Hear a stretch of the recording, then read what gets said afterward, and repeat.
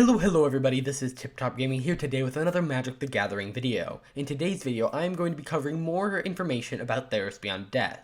Now last week, I posted a video where I talked about the top 10 most expensive cards in Theros Beyond Death, and I said, hey, next week I'm going to do a version with all of the special like foils and extended arts and borderless and showcase, so that's what I'm doing today. Now before we jump into the top 10 list, I have to explain what constitutes as a special card. So in this list, I am counting, and these are working from left to right. On the left, we have Untitled Champion, and this is an extended art. If you notice, the art goes from all the way from the left side to all the way to the right side, but there's still the black border on the bottom. This only appears on rares and mythics.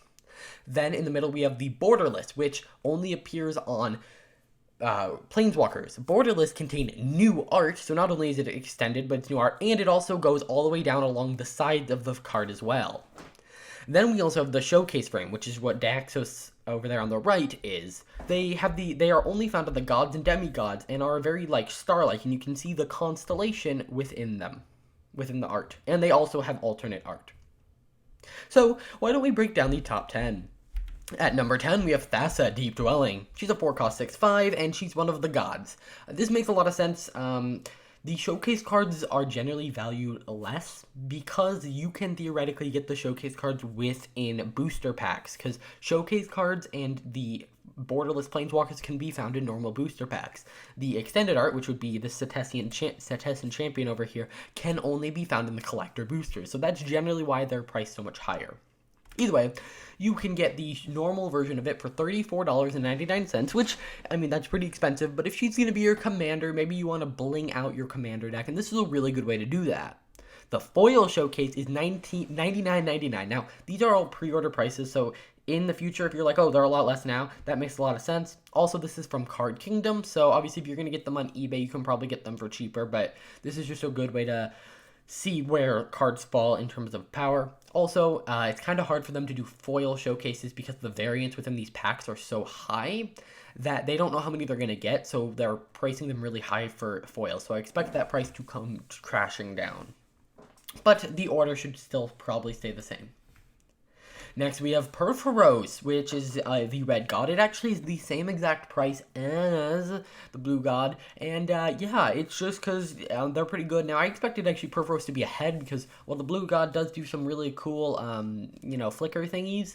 This guy is sneak attack, but can be in the command zone, so I figured, especially because these cards, a big audience is commander players who want to bling out their deck, I figured he would be more expensive, but he is not. Again, he's sitting here at $100 for the showcase frame. Then we have Erebos, which is also the same price. Now, not all the gods are the same price.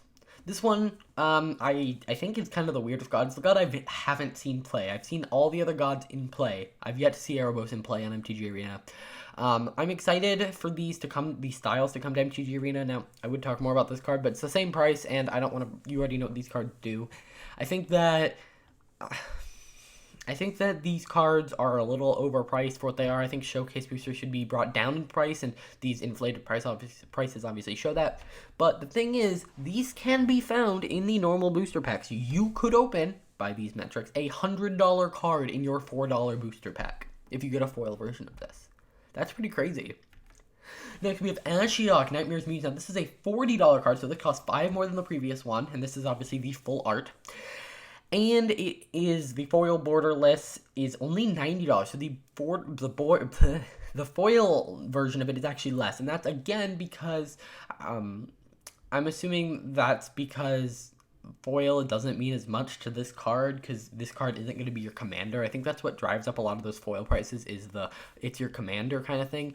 Also, I think this might be more common than a foil god, because the other way you would have to get like, you'd have to get a god, then it would have to randomly also be a showcase, then it would also have to be foil, versus this just needs to be, I guess it's the same thing. I don't know. I assume this is because it's less valuable to commander players, which is a big audience for these specialty cards. At number 6, we have Polkaronos, Unchanged, it's a 4-cost, basically 6/6, and it costs $40, and it has a foil extended price, or the foil is $100, so we see it jump right back up to that $100 mark, and it's the same price as Ashiok. Now, I think that, again, this has more appeal because it can be your commander, and it's 2 colors, which is good for commander, and so I think that's where a lot of the appeal of this card comes from. Next, we have Dryad of the Ilzen Grove, which costs, again, $30, but its foil extended cost $130. This isn't even a legendary creature. If you wanted to play this, I mean, you'd only need one for your commander deck, but if you want to play this in, like, Modern, good luck. You need 4 of these, and I assume you wouldn't be getting the extended art for that, but the reason this is so good is because it says lands you control are every basic land type in addition to their other types.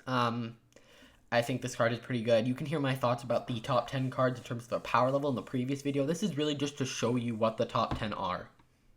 Next, we have Nyxbloom Ancient, which is a crazy card. It costs $45 and has that price tag of $130 for the foil extended. I think this card is going to be crazy, and this will either spike up in price if it sees some sort of play, or it could just absolutely bomb and drop.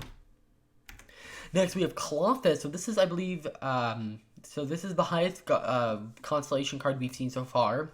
I actually really like the art of this one, but it costs $50 and has a foil showcase price of $130. This card is pretty crazy. It's much higher than the other gods, but yeah, I think it's just more interesting, and it's a new god. It's not just some god that we've seen before, and I think that kind of adds appeal to it. Plus, multicolor, it's generally better for things like Commander.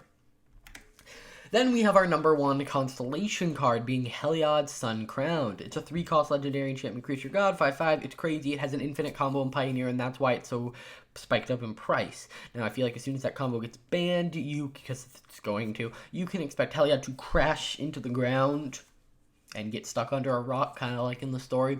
So I expected this to massively plummet, so don't buy any of these.